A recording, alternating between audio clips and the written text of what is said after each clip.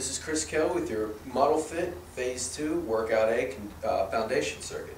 So for our foundation circuit, we have our foundation strength training exercise. The exercises that we want to go heavy on to kind of drive our physical development. With that said, our two exercises for this circuit are a floor dumbbell press and a one-arm row. Okay, so we're going for an upper body split in Workout A. What I'm going to do in this video is just demonstrate how to do so. So what we've got here, to begin with, I'm just going to come onto my back here.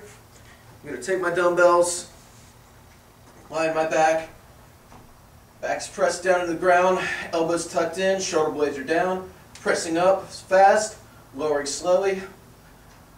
I'm looking for up to 10 reps. Alright, now from here, you've noticed I've got a couple carbon squares here. This is a target for me to drop down to here. And what I'm going to do is superset a push-up with this. Alright, so what I'm going to do is come into a push-up position. Again, shoulder blades are down and back. Pause at the bottom.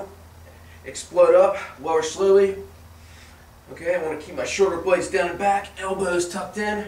And I'm looking for up to 15 reps or until you break form. Alright, and when I say break form, I mean when the shoulder blades start to shrug, when the back starts to arch, or when you start to slow down. That means your body's starting to burn out, we're losing form, we're not hitting the right muscles. So I want you to up to 15 push-ups with rock solid form. Feel free to put your feet up on a box or whatever it may be to make it harder, but we've got the dumbbell press followed by the push-ups, all right? Our next exercise is going to be, and as well, if we don't have dumbbells, all right, say you don't have dumbbells, we need a bodyweight alternative. All right, rather than a dumbbell press, I'm looking for plyo push-ups. Rest for a second, followed by the normal push-ups described. Now for our second exercise, we have a one-arm row. Okay, so what I'm going to do here is I'm just going to take the dumbbell, abs are tight, shoulder blades are down and back.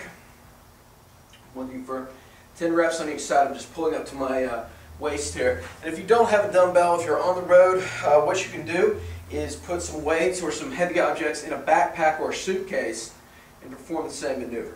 Now for our last exercise, we have an exercise called a half get-up. Right? For the half get-up, we're going to need a dumbbell or some kind of a weight, up to maybe, a weight that you can, not comfortably, but that you can do 6 to 8 reps with. But what I'm going to do, I'm going to come into this position here. My elbow is down on the ground here. My abs are tight. I'm picking a spot in the ceiling, and what I'm doing, I'm rotating onto this down elbow, and I'm pressing up into the ceiling. Pressing my back into the floor, pausing at the top for 1 or 2 seconds, and coming back down. I'm looking for 8 reps on each side. I want you to repeat that circuit 3 times and move on to your circuit training.